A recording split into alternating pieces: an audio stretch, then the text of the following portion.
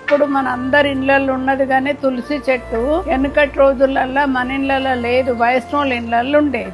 అది రోజు స్నానం చేసినాక వెనకటి ఎక్కడుండెనో శ్రీ వైష్ణవ ఆడలో చెట్టు పుట్టినది, శ్రీకృష్ణుడు అనేటి మొలక మొలిచినది, ఆచార్య అనేటి ఆకు పుట్టినది, గోవిందుడు అనేటి కొమ్మ పుట్టినది, మోక్షకరమని ఏటి మొగ్గ పుట్టినది, పురుషోత్తమని ఏటి పువ్వు పూసినది, బిరుదైన పటములో పిందె పుట్టినది, రామాయణ పటములో కాయ కాసినది, పరమాత్ముడని ఏటి పండు పండినది, ఆ పండు అనుభవించే వారెవ్వరో కాని కాశీలా గోదానం చేసినంత ఫలము, కృష్ణమ్మ కృష్ణమ్మ కృష్ణదేవాత సుజ్ఞాన గీతవా చూసి రక్షించు, అజ్ఞాన గీతవా అనసి రక్షించు, సమీకాలమందు నీ స్మరణ చేతు.